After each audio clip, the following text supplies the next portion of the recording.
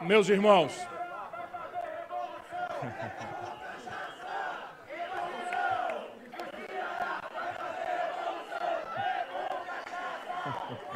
juízo. Meus irmãos, minhas irmãs, a primeira palavra a todos, a todas, a cada um e a cada uma é o meu muito obrigado de coração, meu muito obrigado para todos e para todas que vieram de tão longe para estar conosco nesse momento solene, formal, grave, mas extremamente generoso e esperançoso. A todas e a todos, meu muito obrigado. Tomem muito cuidado na volta, cada um de vocês são pessoas muito preciosas. Eu quero cumprimentar a todos e a todas, na pessoa do meu amigo e irmão, sem cuja liderança nós não estaríamos aqui. Carlos Lupe, militante número 1 do trabalhismo brasileiro, meu amigo e meu irmão, muito obrigado a você. Quero cumprimentar a todos os futuros governadores e governadoras, agradecendo a honra de lutar ao seu lado. Acho que é recorde no PDT de companheiros e companheiras que vão disputar o governo de Estado. Eu quero saudar a futura governadora do Distrito Federal, onde eu virei morar, a Leila.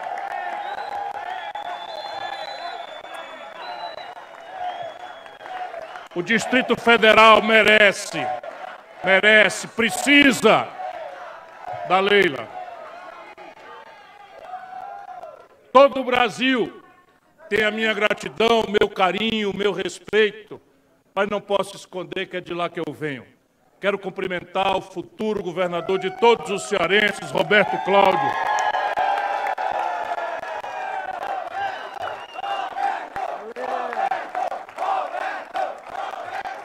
Vá lá, meu irmãozinho, e una o nosso povo. Nosso povo está ameaçado. Vá lá e una o nosso povo. Conte com essa gente forte que está aqui.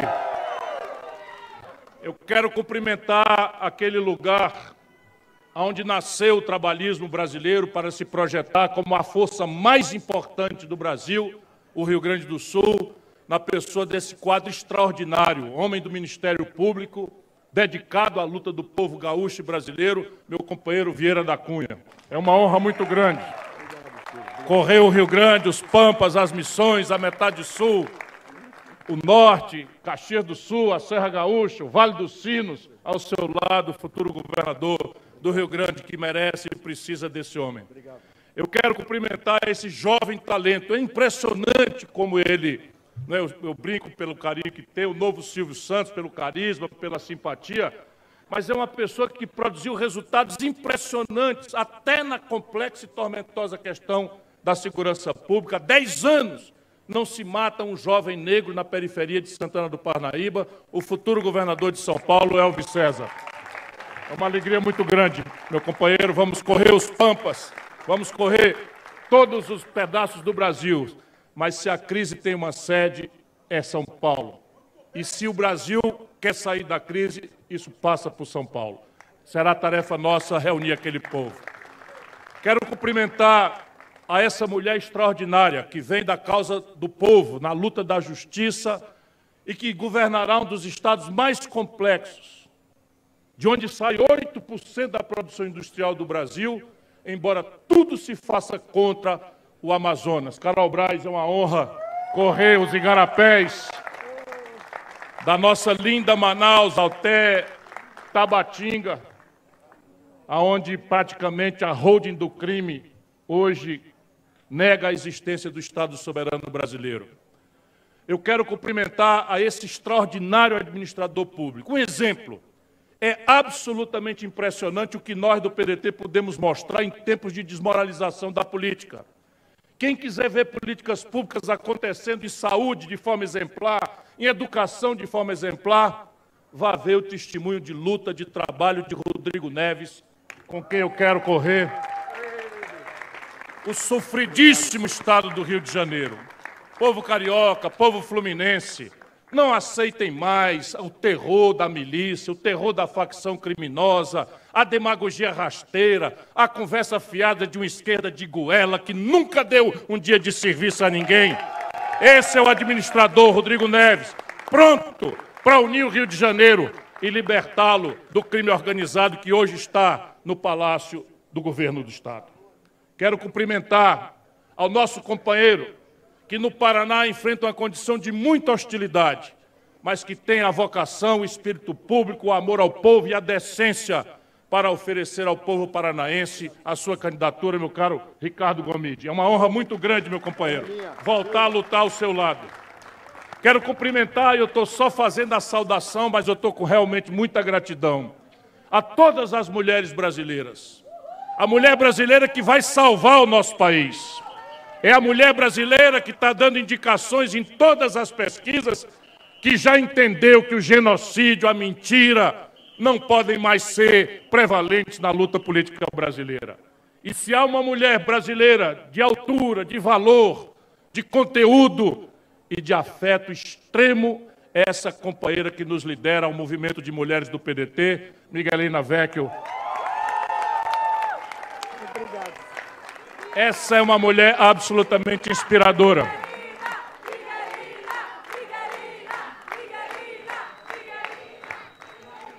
Quero cumprimentar a minha família, ao pequeno Gael, meu caçula, como a gente ainda está andando no jatão da Gol, né? O voo saiu de madrugada, eu achei que era impertinente trazê-lo. Um beijo, meu filho querido, peço desculpa de não estar cuidando de você com o amor e o carinho que eu gosto de dar, e eu tenho você como inspiração. Mas a minha mulher, de todas as horas, o amor da minha vida, Gisele. Meus filhos, Lívia, que está aqui, Cirinho, Yuri, minha irmã Lia, meu irmão Lúcio, meu irmão Cid, meu irmão Ivo, um abraço a todos, é uma honra pertencer a essa comunidade. Mas vamos aqui a umas falas para além daquilo que me dita o meu coração grato, meu coração esperançoso. Queridas companheiros, queridos companheiros, não me cabem... Faltou a Maria Clara, minha netinha, claro, né? Minha netinha Maria Clara, vem aqui. Essa é a minha neta. O Gabriel é muito pequenininho, não dá ainda para ver. Dá a mão para o pessoal aí falar. Como é? Faz... Obrigada, Brasil!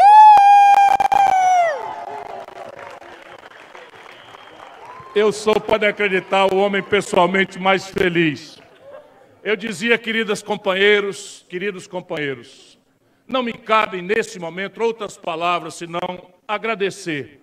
Agradecer e enaltecer. Agradecer e enaltecer, antes de mais nada, ao meu amado partido, o Partido Trabalhista Raiz, ao PDT, que apesar de todos os constrangimentos e pressões, mostrou a raça, o valor e a altivez. Meu querido PDT, você que unido e compareceu aqui hoje em torno do meu nome, em um momento de tanta desunião da nossa pátria. Muito obrigado. E ao seu líder, Carlos Lupe. Agradecer e enaltecer sempre será pouco a minha querida mulher Gisele e a toda a minha linda família que me vem apoiando e dividindo grandes sacrifícios nessa luta. Agradecer e enaltecer ao meu amigo de fé. Quantas vezes eu repeti isso, será pouco. Meu irmão, meu camarada, nosso presidente Carlos Lupe, homem profundamente comprometido com as bandeiras do PDT e com as melhores causas do Brasil. Agradecer e enaltecer a minha militância. Vocês, a turma boa, os mais aguerridos,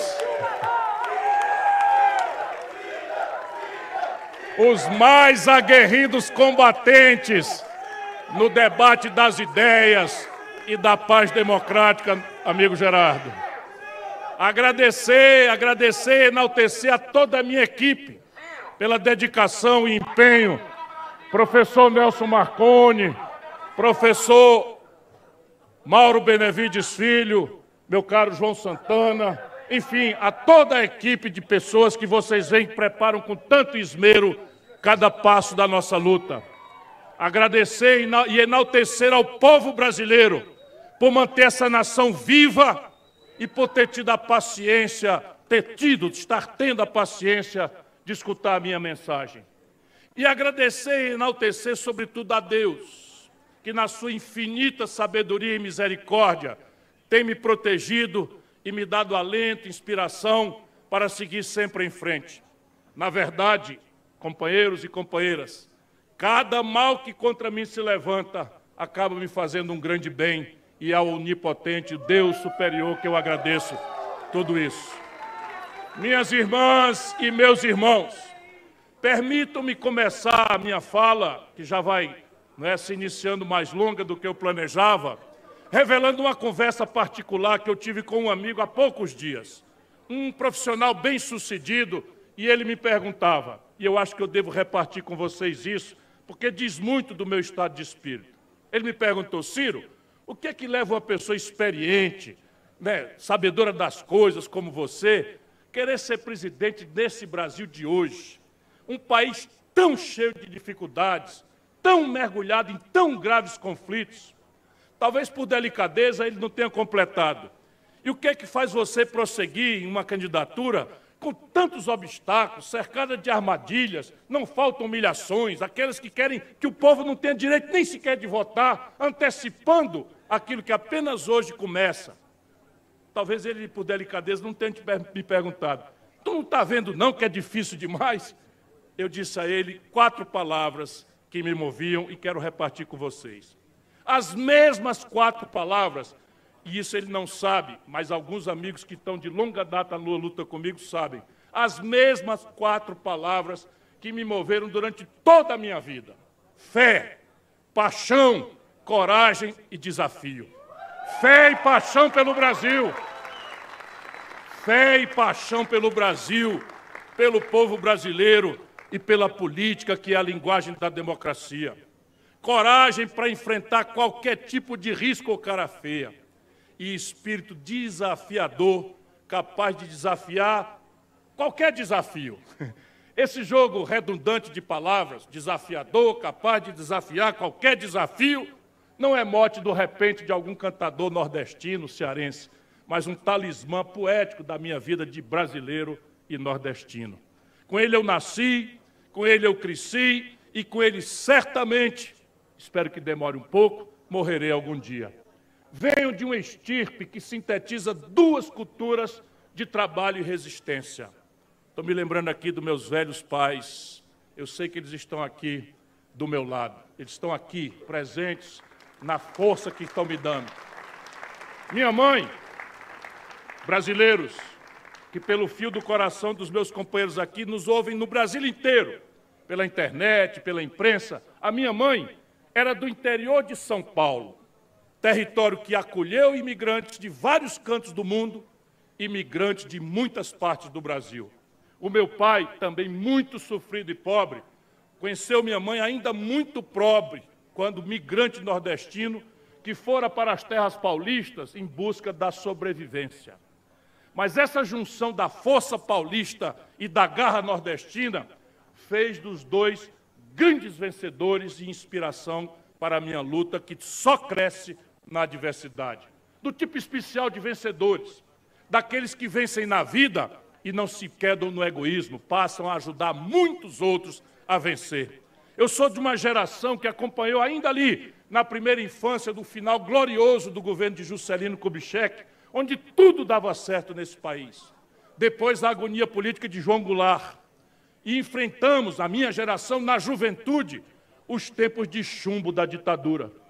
Eu fui um político jovem, deixem que eu me reapresente a todos vocês, que teve os privilégios simultâneos de participar ativamente da reconstrução democrática do Brasil e lutar pela modernização de um Estado, o Ceará, meus irmãos e queridos irmãos cearenses.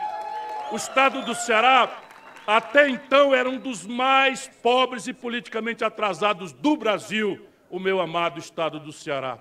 Eu fui um dos humildes e jovens lavradores que ajudaram a replantar no solo brasileiro a sementinha da democracia. Essa plantinha tenra, tão definida na metáfora do grande Otávio Mangabeira, avô do meu dileto amigo e compadre e conselheiro, professor Roberto Mangabeira Unger. Essa plantinha tenra, que mais uma vez está sendo açoitada por tempestades, mas que vai sobreviver. Ainda muito jovem, eu tive o privilégio de lutar pela democracia. Vocês não têm ideia do meu privilégio e da minha honra. Ao lado de próceres do calibre de Ulisses Guimarães, Mário Covas, Franco Montoro. E olhem que honra e privilégio. Ali está a estátua dele, ao lado desse grande titã da vida pública brasileira, que mora no coração de todos nós trabalhistas, pedetistas, meu amigo imortal Leonel de Moura Brizola. Fui colega do Brizola, governador, e tive a honra de ter tido dele o último voto em vida para a presidência do Brasil. No meu Ceará, eu tive a honra de ser o prefeito mais jovem da capital.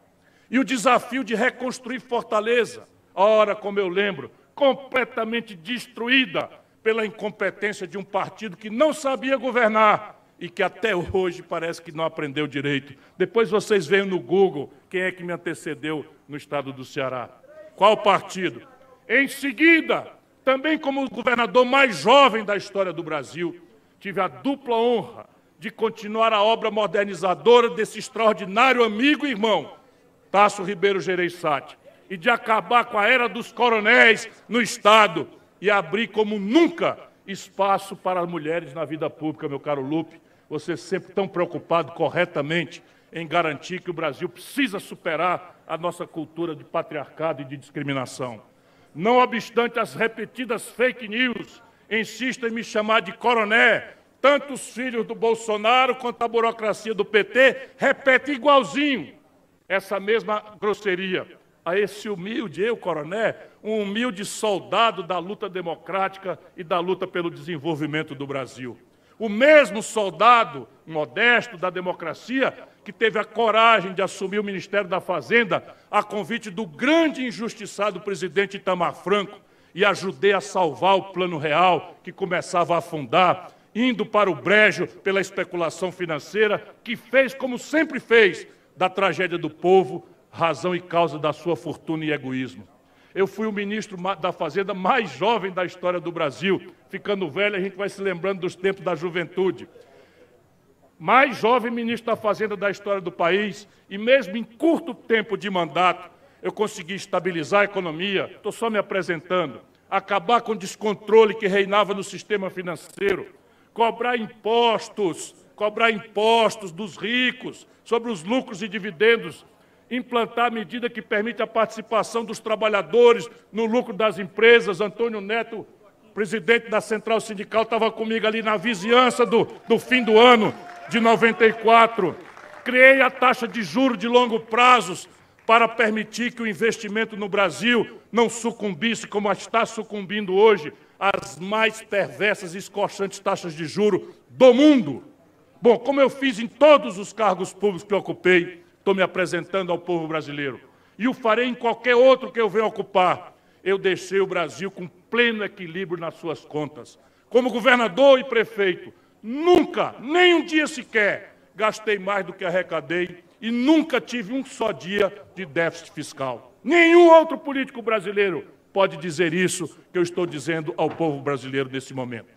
Apesar de todo o empenho de como enfrentei e corrigi déficits financeiros, acreditem, a minha maior luta, permitam-me a imagem de discurso, foi sempre contra o déficit social. Para a tristeza dos brasileiros, o Brasil está perdendo feio a luta nessas duas frentes. O seu déficit financeiro e o seu dramático déficit social aumentam a cada dia. E no círculo vicioso da incompetência, do oportunismo e da bandidagem, tenta-se sempre corrigir um, agravando o outro.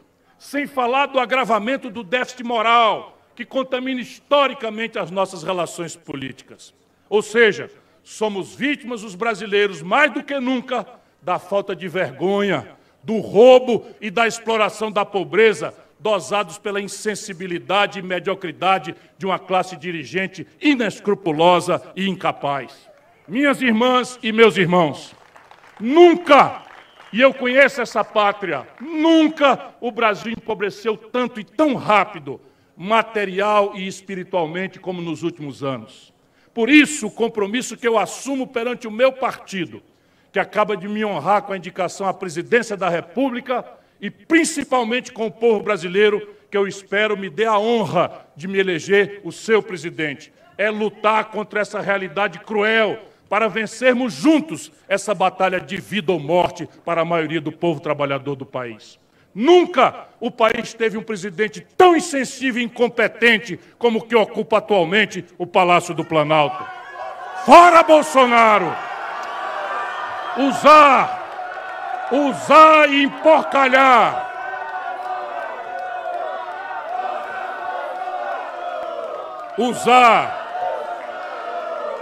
Usar e emporcalhar. Usar e emporcalhar são os melhores verbos para definir o seu método de permanência. Porque ele não trabalha. A imprensa não chama tanta atenção, mas ele é um grande preguiçoso. Não trabalha, não pensa, não executa nenhuma ação em favor do povo brasileiro. Ele apenas usa como pocilga o belíssimo palácio desenhado por Niemeyer. E parece estar disposto a tudo para fazer dele seu acampamento de guerra híbrida. Eu viajo pelo Brasil inteiro e pergunto às pessoas: vocês conhecem algum grande hospital, uma escola, uma estrada que Bolsonaro tenha feito aqui no seu estado?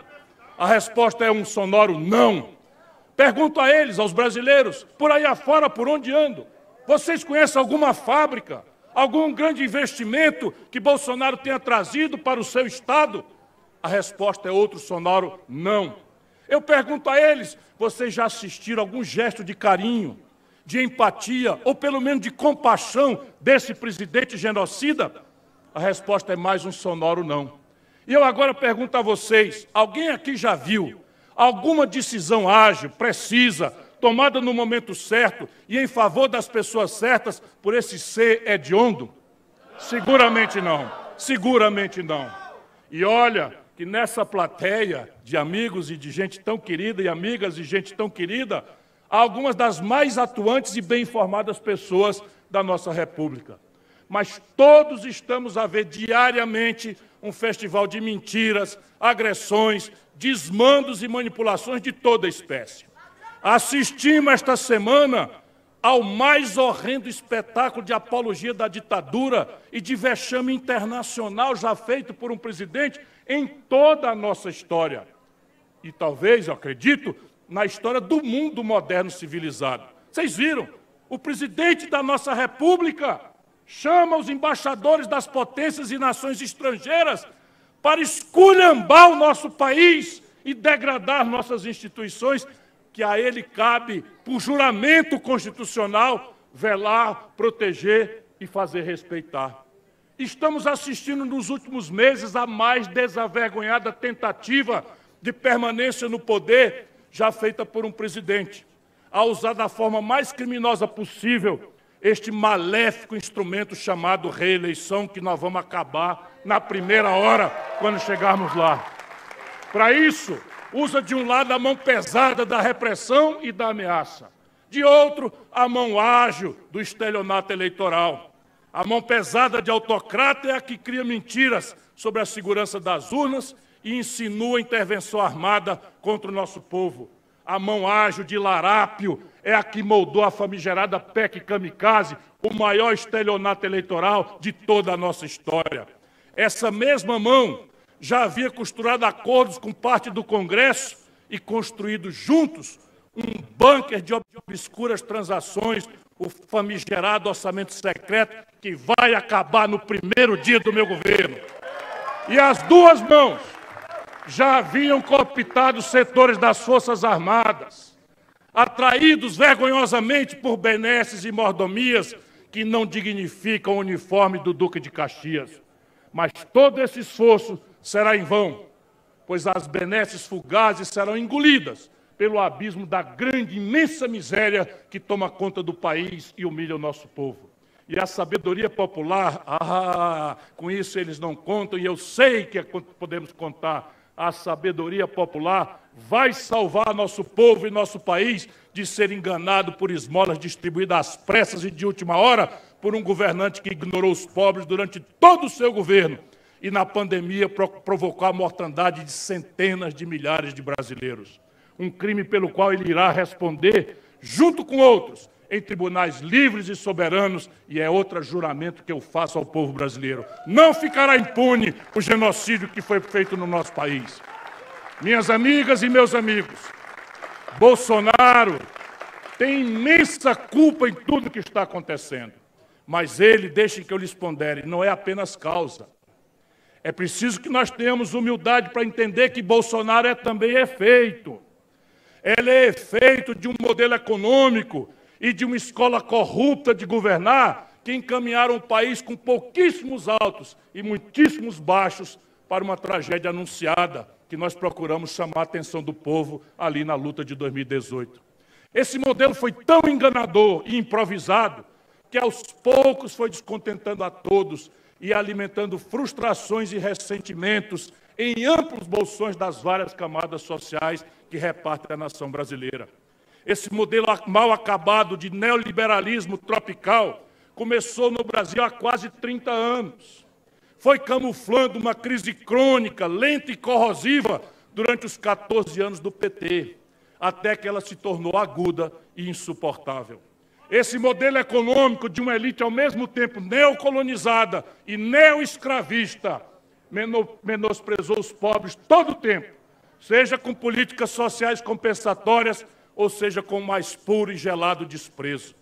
E notabilizou-se pelo privilégio dado aos banqueiros, em detrimento dos que produzem e dos que trabalham. Seu modelo social é o pobrismo, que significa, entre outras coisas, procurar pacificar, contentar os pobres com migalhas e transferir o centro da verdadeira riqueza para os ricos brasileiros. Num banquete dos ricos e resto para os pobres. Collor preparou a cozinha, Fernando Henrique serviu a mesa e Lula temperou a comida. Dilma, Temer e Bolsonaro apenas requentaram o prato. Todos, absolutamente todos, serviçais dos mesmos patrões e seguidores da mesma receita. Não se pode negar, porque aqui se cultiva a decência e a honestidade, não se pode negar que durante alguns anos do PT, esse modelo produziu curtos ciclos de crescimento e de atenuação da miséria, mas sempre amparados pela bonança passageira dos preços dos nossos produtos tradicionais no estrangeiro. Sempre meros voos de galinha em um país com céus e horizontes propícios a voos de águia. Como eles nunca fizeram nenhuma reforma estrutural necessária e como eles sacramentaram uma forma corrupta de governar, tudo foi aos poucos se desmoronando. E a casa, como sempre, caiu na cabeça dos mais pobres e da nossa esmagada classe média. Infelizmente, nesse país, é sempre o pobre e a classe média que pagam a conta. E a cada dia essa conta está mais alta. Todos os presidentes mantiveram o infame tripé macroeconômico e sua tóxica política de juros, seja por inércia, por incompetência ou por mera submissão ao grande capital nacional e internacional.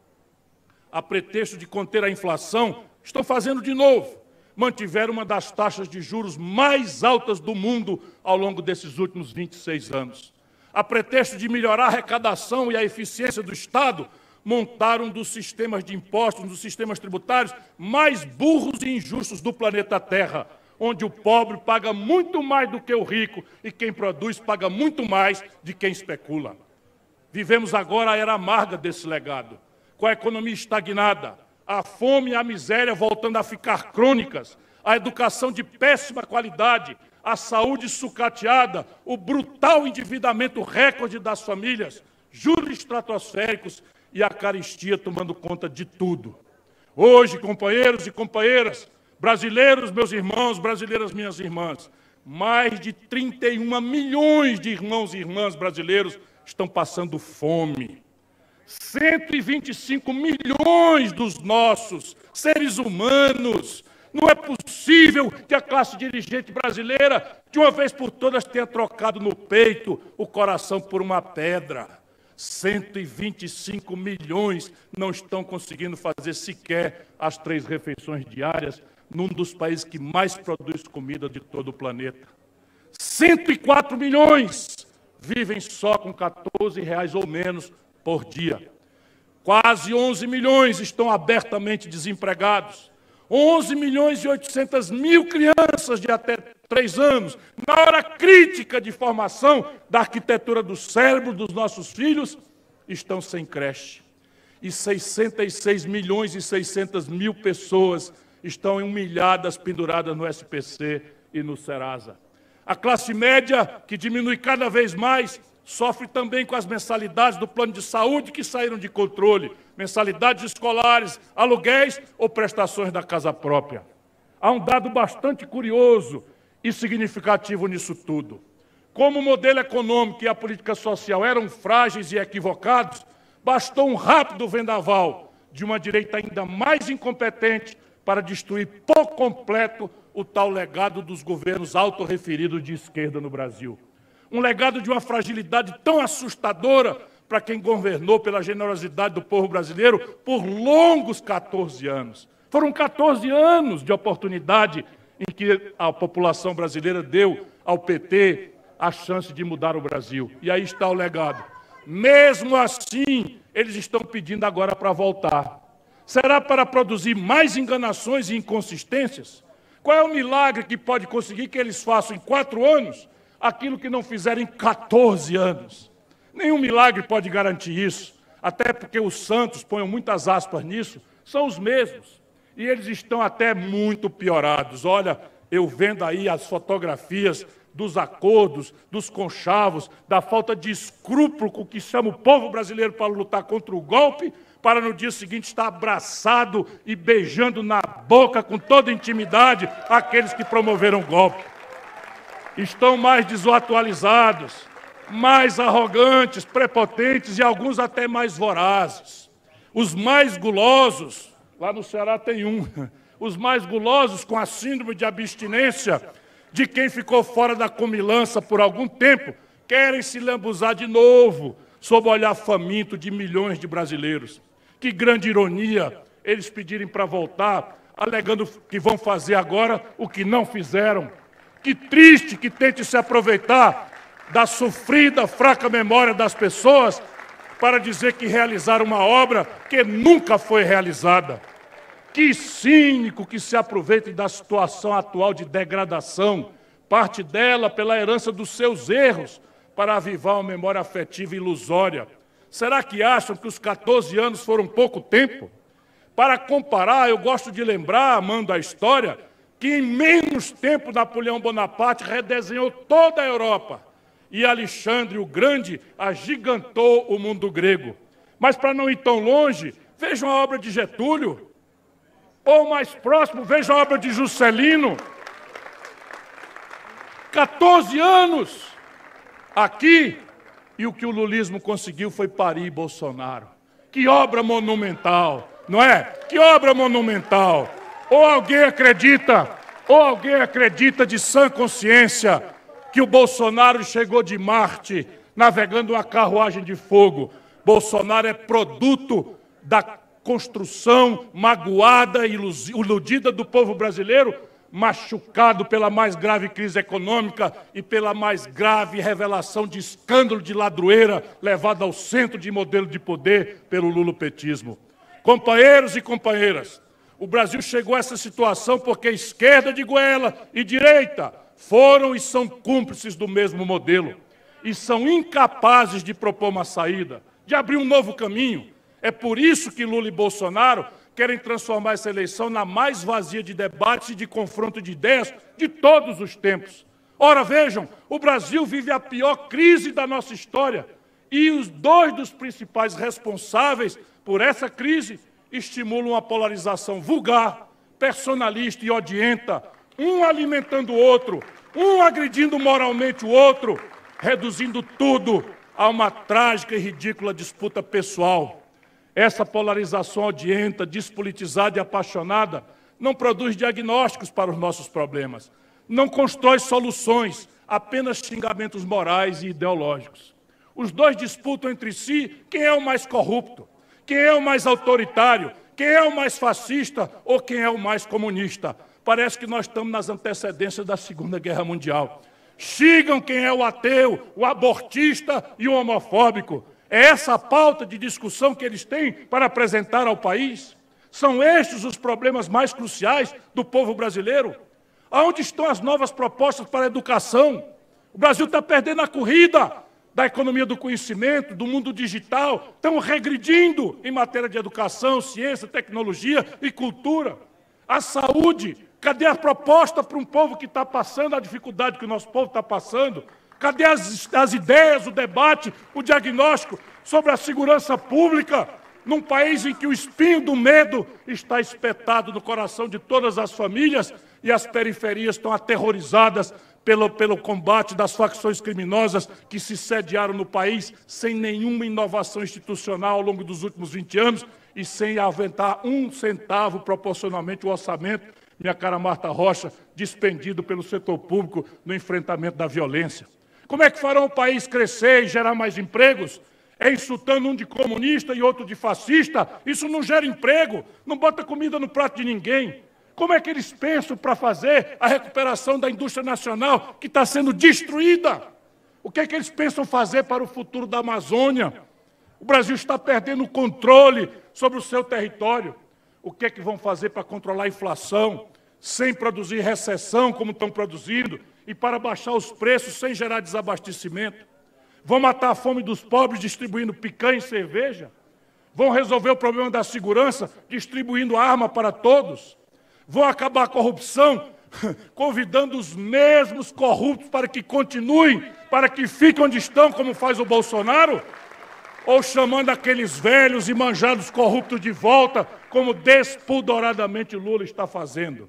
Esse vazio de propostas e esse deserto de debates formam, sim, o painel da maior fraude eleitoral da história. Este, sim, é o maior crime de lesa-pátria de todos os tempos. Essa postura de Bolsonaro e de Lula não é apenas uma zombaria com o destino do povo brasileiro, como também uma seríssima ameaça de que o caos possa tomar conta do país. Que o Brasil vire uma antinação, um estado zumbi, um acampamento de eternos miseráveis a despertar a cobiça ou a mera compaixão do mundo. Minhas amigas e meus amigos, o atual quadro político é tão surreal e trágico que uma boa forma de o explicar e de abrir os olhos das pessoas é utilizar a literatura de terror. Estamos vivendo uma realidade que mistura os ambientes e personagens dos célebres romances O Frankenstein, da Mary Shelley, e O Médico e o Monstro, do Stevenson. Lula está escrevendo uma versão política do Médico e o Monstro, e Bolsonaro rascunha uma versão grotesca de mau gosto do Frankenstein. Igual ao médico Dr. Jekyll, Lula, que gosta de brincar de Deus, está gerando um monstro. Bolsonaro, que gosta de brincar do diabo, Belzebu, como o Lupe fala, né, está recolhendo os cacos do pior que restou da política brasileira e montando um Frankenstein. Os dois estão causando um mal terrível à política brasileira e estimulando seus seguidores a criar e estimular duas versões maniqueístas e doentias na política. Isso é trágico, do bem absoluto e do mal absoluto. Por isso que estão se matando pessoas inocentes. Por isso estão se matando pessoas inocentes pelo Brasil afora.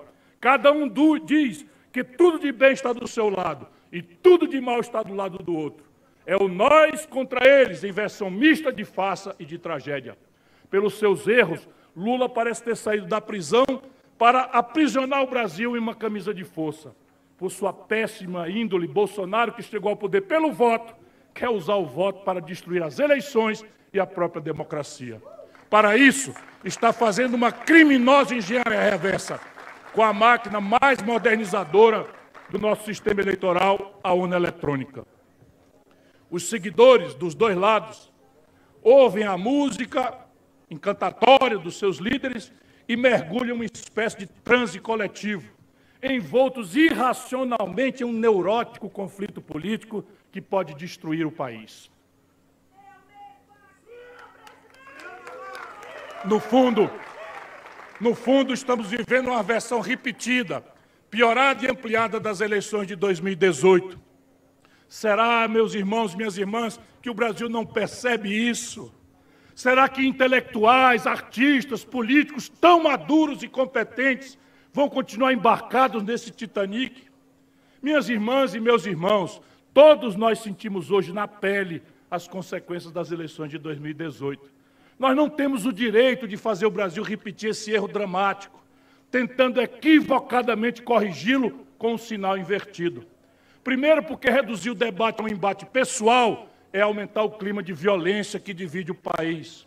Segundo, porque trocar pessoas, mesmo que de ideologias diferentes, mas que na essência praticam o mesmo modelo, é repetir o erro que vem sendo cometido há décadas e que levou o Brasil a viver o que estamos amargando hoje.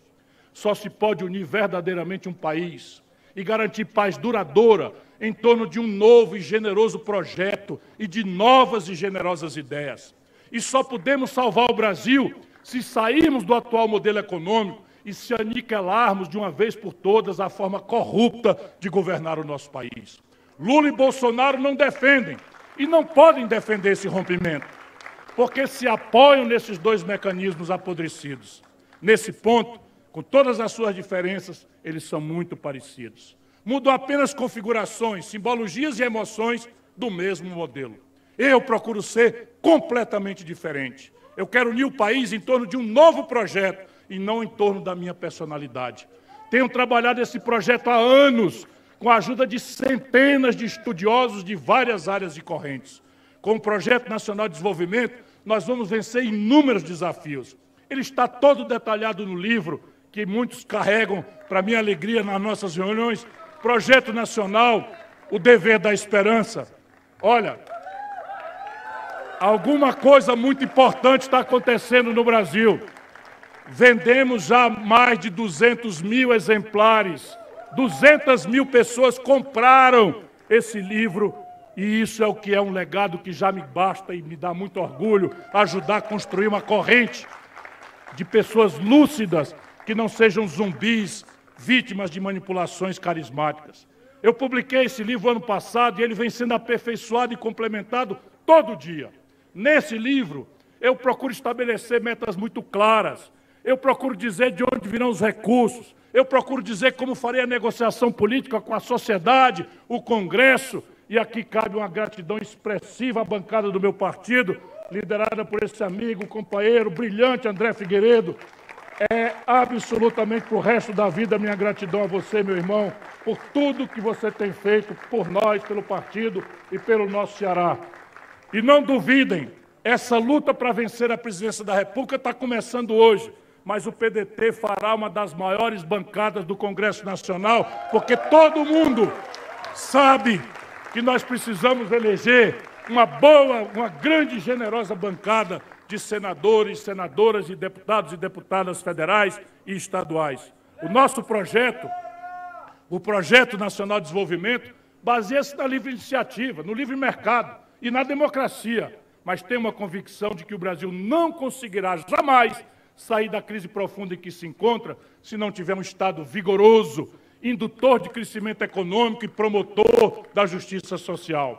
Um Estado capaz de estimular a formação de uma forte poupança nacional, de desenvolver novas tecnologias e, muito especialmente, capacitar o nosso povo por uma educação moderna, emancipadora. O novo modelo que propomos no Projeto Nacional de Desenvolvimento está baseado na produção e não mais na especulação. Em uma nova política de juros com taxas de mundo civilizado, baseada em metas que equilibrem índices de inflação com índices de desemprego, que têm que ser perseguidos com a mesma disciplina com que se combate a inflação. Não é possível fazer o combate à inflação destruindo os empregos e levando para a informalidade a esmagadora maioria do povo trabalhador do país. Esse projeto se baseia numa reforma tributária clara, que vai procurar corrigir as distorções que permitem hoje ao rico pagar muito menos imposto do que a classe média e do que os pobres. O Projeto Nacional de Desenvolvimento será uma mola propulsora do crescimento em curto, médio e longo prazo. Para isso, prevê mecanismos em uma ponta que reative e moderniza a indústria nacional, renovando e recuperando parques existentes, e na outra, estimule a pesquisa e inovação para que o Brasil ingresse na era da economia do conhecimento. Esse projeto dá uma ênfase especial à defesa do meio ambiente, priorizando a pesquisa, o desenvolvimento e o uso de energias alternativas. Nesse ponto, nós temos uma grande prioridade: transformar a Petrobras na maior empresa de energia limpa do mundo, além de salvá-la da pirataria, da privatização e de acabar logo no primeiro dia de governo com a sua salafrária política de preços.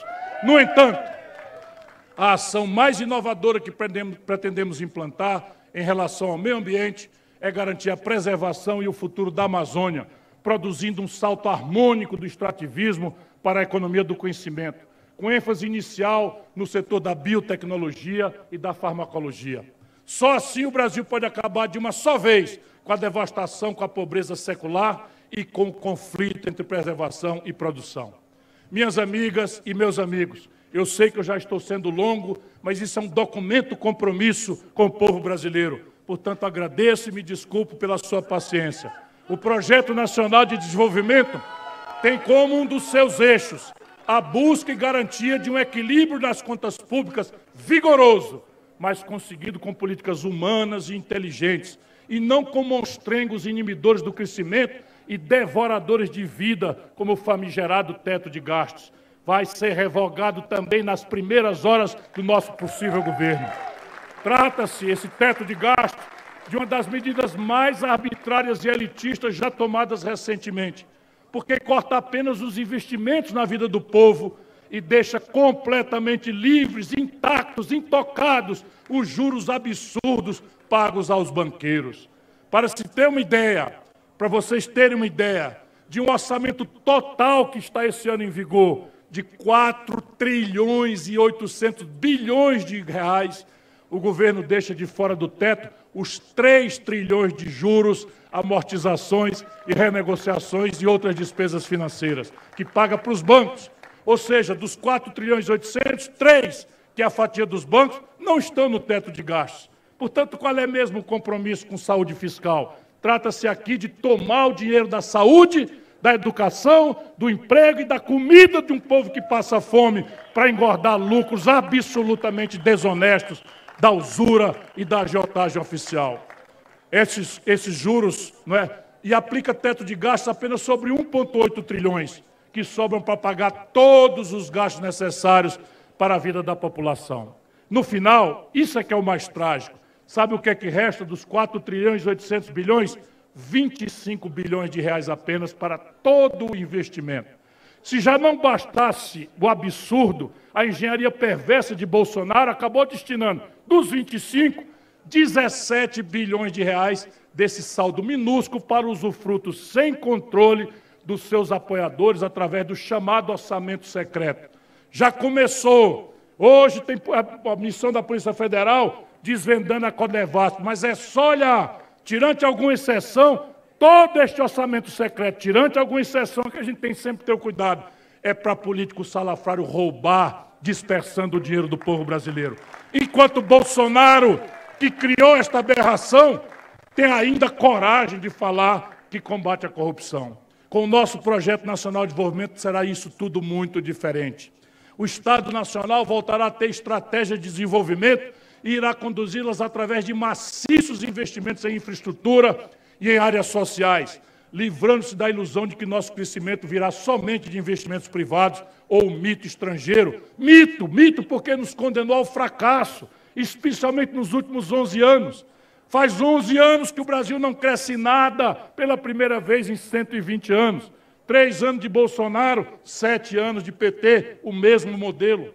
Esse novo modelo que eu defendo será baseado não mais no favorecimento dos mais ricos e nem em conchável esquema de corrupção, mas sim na ampla mobilização popular e no diálogo transparente e honesto com todas as forças produtivas e políticas empenhadas em mudar o Brasil de verdade. O Projeto Nacional de Desenvolvimento vai promover reformas concretas e imediatas, que negociarei nos primeiros 6 meses de governo com o Congresso Nacional, com os senhores governadores e com os senhores prefeitos. Para facilitar a negociação séria, honesta e transparente, eu vou propor, a partir de mim mesmo, o fim da reeleição, abrindo mão desse direito, sem acrescentar um só dia ao meu mandato. Será o fim dessa praga que está matando a democracia brasileira.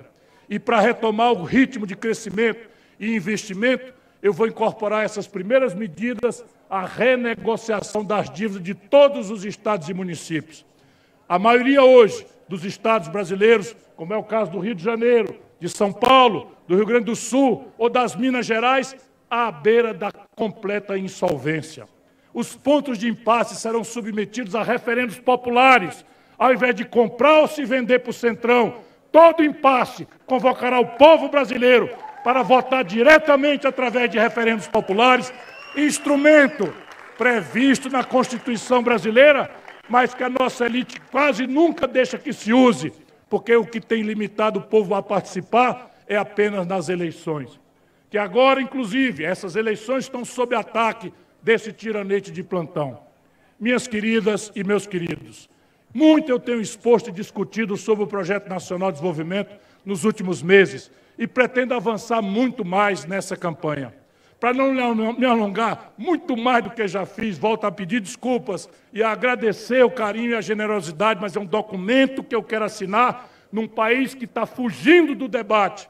Eu quero, para não me alongar mais do que já fiz, rápidos tópicos desse projeto nacional, que todos poderão ver mais detalhados e poderão me ajudar a partir do meu livro, do site, centenas de vídeos espalhados na internet, e é papel da militância com os materiais novos que apresentaremos na campanha.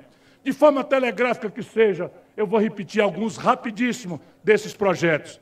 Taxaremos as grandes fortunas superiores a 20 milhões de reais. Mesmo com uma taxação moderada, prestem bem atenção, eu quero cobrar 50 centavos, meio real, a cada 100 reais das grandes fortunas superiores a 20 milhões de reais, e a arrecadação prevista é de 65 bilhões de reais por ano. Eu quero cobrar imposto, de novo, como já fiz quando fui ministro, sobre lucros e dividendos dos grandes empresários. No mundo, apenas 3 países, além do Brasil, não cobram. Eu já cobrei, quando fui ministro da Fazenda, do grande presidente Itamar Franco. Só esta providência trará mais 50 bilhões de reais aos cofres do governo por ano. Como eu já falei antes, eu vou acabar com a famigerada política de preço dos combustíveis da Petrobras para que o brasileiro volte a pagar em real combustível que hoje compra com base na cotação do dólar no mercado internacional de petróleo.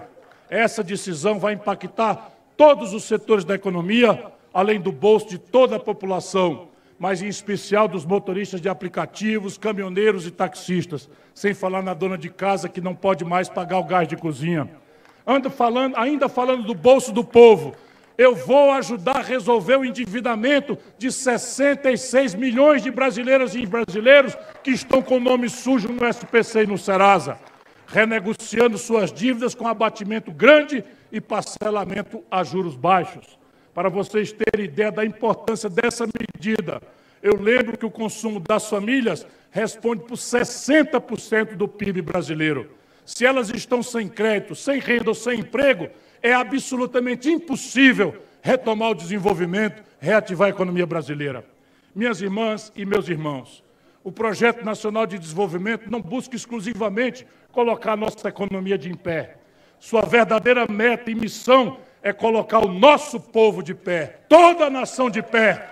Mas o projeto nacional virá, sobretudo, para devolver a dignidade, a esperança e a prosperidade ao povo mais pobre do Brasil. Por isso, ele vai convergir para dar suporte ao mais revolucionário programa de educação pública de toda a história brasileira. Assim como eu ajudei a provar que o estado pobre como o Ceará pode ter a melhor educação pública do país, eu quero ajudar a provar que o Brasil também pode, no médio e longo prazo, ter um dos melhores sistemas de educação pública do mundo. Se no Ceará, com muito planejamento e continuidade, levamos 25 anos para conseguir isso, a minha meta para o Brasil é estarmos entre os 10 melhores do mundo no espaço de 15 anos. Repito, o Brasil pode e deve estar entre os 10 melhores países do mundo em educação dentro de 15 anos. Muitos não acreditaram quando eu disse anos atrás que o Ceará teria a melhor educação pública do Brasil. Conseguimos isso porque nos unimos todos numa mesma causa. Para lograrmos esse êxito nacionalmente, temos que envolver toda a sociedade nesse esforço, cabendo ao governo federal liderar e articular, junto com governadores e prefeitos, um corpo técnico de excelência, conteúdo teórico de qualidade, novas formas de financiamento e uso de novas tecnologias de ensino. Além de criarmos normas pétreas com status da Constituição nas metas e métodos da educação para que não possam ser modificadas por qualquer governante ou partido que venha a se suceder ao longo dos anos. Ou seja, educação não é obra de um só governo, de um só partido, de um falso salvador da pátria.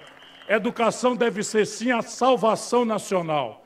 3 braços serão fundamentais para realizar essa tarefa hercúlea e redentora, e eu os chamo a começar a se planejar para essa imensa revolução na educação. Professoras e professores, famílias e da estudantada do Brasil. E nesse país, em que tanto tem se falado em parceria público-privada, está na hora de se usar corretamente essa prática na missão mais gloriosa da nossa história. Só uma educação moderna e eficiente poderá garantir a melhoria de vida do nosso povo e a inserção do Brasil no cenário das nações mais desenvolvidas no mundo. Por isso, a grande revolução que o meu governo pretende fazer será a revolução na educação. Eu tenho uma grande equipe estudando o tema e preparando um amplo projeto a ser discutido com o mundo acadêmico e toda a sociedade, propondo mudanças na filosofia educacional, métodos e modelos. Para finalmente concluir, por favor, me perdoem, mas é um documento que eu quero deixar guardado para a história brasileira. Eu informo que muitos outros grandes projetos na área social e iniciativas de defesa dos interesses das camadas mais pobres serão também ancorados no Projeto Nacional de Desenvolvimento. Entre dezenas deles, destaco o Programa de Renda Mínima Eduardo Suplicy, que vai englobar os pagamentos feitos pelo Auxílio Brasil, Seguro-Desemprego, Aposentadoria Rural, BPC.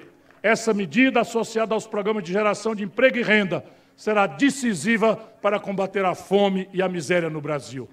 Minhas amigas e meus amigos, eu finalizo renovando a minha fé na democracia e na sua importância para a felicidade e a prosperidade do povo brasileiro.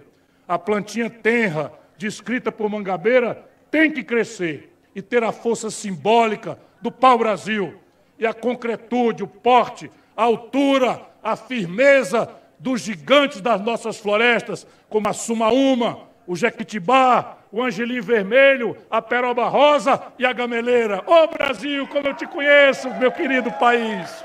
Não haverá serrote, não haverá serra elétrica, não haverá baioneta, não haverá baioneta antidemocrática capaz de derrubar essa floresta, porque um gigantesco cordão humano de milhões de brasileiras e brasileiros destemidos vão proteger a democracia com seus corpos e, se necessário, estarão dispostos também a irrigá-la com seu próprio sangue. Eu estarei na linha de frente dessa luta de defender a democracia, tendo ao meu lado a pessoa que será minha vice e que, tenho certeza, também trará alegria a vocês e esperança ao Brasil. Vocês conhecerão essa pessoa em poucos dias. Adianto que, conforme determinação da Miguelina, eu adianto que, se depender de mim, será uma mulher, porque eu sempre respeitei as mulheres e as tive sempre como companheiras inseparáveis na minha luta. Nos últimos dias, se intensificaram os nossos diálogos com as forças democráticas insatisfeitas com a polarização que ameaça o país. Carlos Lupe, como verdadeiro cacheiro viajante, diplomata de todas as artes, está trabalhando com a habilidade, humildade e com a sua proverbial credibilidade na construção desses diálogos. O ritmo deve se acelerar dessas conversas nas próximas 2 semanas. Muita coisa ainda pode acontecer. Se enganam os que pensam que o tempo da política obedece ao mesmo compasso do tic-tac normal dos relógios. Para, de fato, encerrar esse discurso, agora eu prometo, eu digo com muita sinceridade que eu me orgulho muito do que eu já pude fazer na política, mas eu pretendo fazer ainda muito mais. Mas eu tenho a coragem, muito obrigado, eu tenho a coragem de lhes pedir que não acreditem que os políticos possam individualmente resolver os seus problemas. Não existem salvadores da pátria. O importante, então, não é só mudar os políticos, o importante é mudar a política. É eleger políticos que queiram mudar a política, que queiram mudar a economia, que queiram acabar com o jeito corrupto de governar. Se não fizermos isso, o Brasil continuará sendo um dos países que menos cresce no mundo e onde mais aumentam a desigualdade e a humilhação da pobreza. Porque todo o sistema político e econômico no Brasil foi criado e é mantido para explorar e enganar os mais pobres. Isso foi assim desde o início e se aprimorou muito nos últimos anos. Nos últimos tempos, a bandidagem e a maldade se sofisticaram. Os hipócritas de direita e de esquerda aprenderam novas formas de enganar o nosso povo. Isso tem levado o Brasil para trás. A cada ano o Brasil perde de goleada para si mesmo. Está na hora de invertermos esse jogo. Eu conclamo, pedindo a Deus que ilumine a minha palavra, eu conclamo a todos os brasileiros, de todos os quadrantes, a nos unirmos nessa luta. A juntos recuperarmos o sentido glorioso de nosso destino e juntos devolvermos o Brasil a todas as brasileiras e a todos os brasileiros. Que Deus ilumine essa grande nação. Viva o Brasil! Viva o povo brasileiro!